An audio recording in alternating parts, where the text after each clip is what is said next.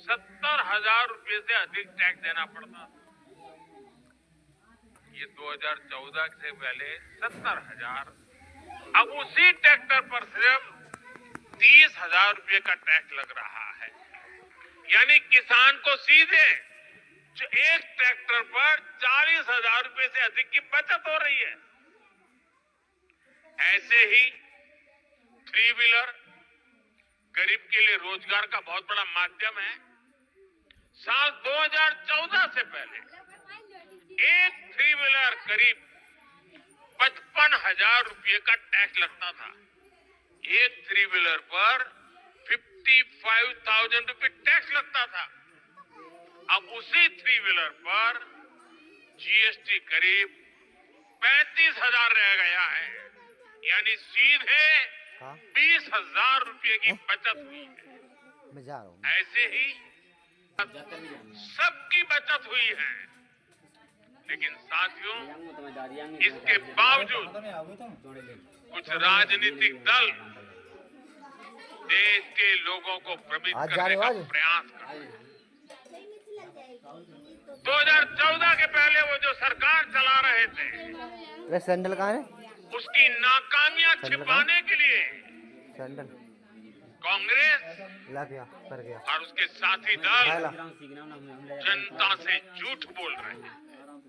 सच्चाई ये है कि कांग्रेस सरकारों के समय टैक्स की लूट मची हुई थी और लूटे हुए धन में से भी लूट होती थी। देश के आम नागरिक को मेरे पीछे कौन कौन है? टैक्स की मार से निचोड़ा जा रहा था। ये हमारी सरकार है जिसने टैक्स को बड़े पैमाने पर कम किया है, महंगाई कम की है। हमने देश के लोगों की आमदनी बढ़ाई है और बचत भी बढ़ाई है। और कुछ नहीं ड्राइवर साहब पे साइड में बैटरी वाला हमारी गाड़ी खड़ी सो। जब 2014 में उनकी सरकार थी, 2 लाख रुपए तक इनकम टैक्स माफ था। 2 लाख सिर्फ। आज दिल्ली 12 लाख रुपए की इनकम को टैक्स फ्री करना और नए जीएसटी रिफॉर्म से ही सामने कुछ ही है ना, 2.5 लाख करोड़ रुपए बचने जा रहे हैं। देशवासियों की जेब में 2.5 लाख करोड़ रुपया बचेगा।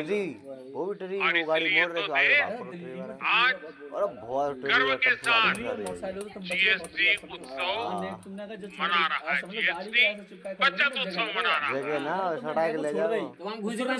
और मैं आपको बताना चाहता हूँ, हम यही नहीं बनाने वाले।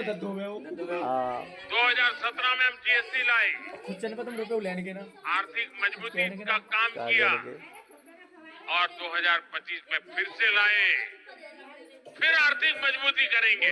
पॉलिटिकल स्टेबिलिटी है, पॉलिसी प्रिडिक्टेबिलिटी भी है।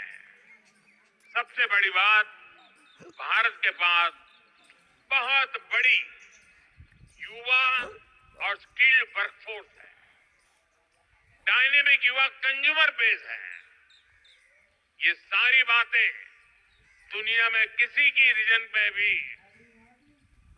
अभी एक ही जगह सब बातें दुनिया के किसी देश में एक साथ नहीं।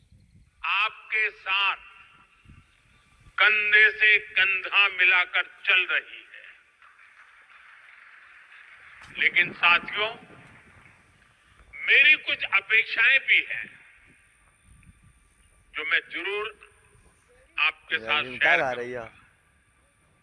आप जो भी मैन्युफैक्चर कर रहे हैं, अच्छा सही है, गोटी फान तो खा लेते भाई। बेस्ट क्वालिटी का होना चाहिए, उत्तम से उत्तम होना चाहिए। आज देशवासियों के मन में ये बात है कि स्वदेशी उत्पाद, हमारे ट्रेडर्स को भी इस मंत्र को अपनाना है। जो भारत में उपलब्ध है उसे ही प्राथमिकता देनी है। साथियों, एक अहम विषय रिसर्च का है। हमें रिसर्च में इन्वेस्टमेंट बढ़ाना है, कई गुना बढ़ाना है। इनोवेशन के बिना दुनिया ठहर जाती है, व्यापार भी ठहर जाता है, जिंदगी भी ठहर जाती है। और सरकार ने इसके लिए जरूरी कदम उठाए। अब रिसर्च में प्राइवेट इन्वेस्टमेंट के लिए सबको आगे आना ही होगा। ये समय की मांग है। हमें स्वदेशी रिसर्च का, स्वदेशी डिजाइन और डेवलपमेंट का पूरा इकोसिस्टम बनाना है। साथियों, इन्वेस्टमेंट के लिए हमारा उत्तर प्रदेश भी अद्भुत संभावनाओं से भरा हुआ है। बीते कुछ वर्षों में यूपी में कनेक्टिविटी की जो क्रांति हुई है, उसने लॉजिस्टिक कॉस्ट को बहुत कम कर दिया है। यूपी देश में सबसे ज्यादा एक्सप्रेस वे वाला प्रदेश बन चुका है। यूपी देश के सबसे अधिक इंटरनेशनल एयरपोर्ट वाला प्रदेश है।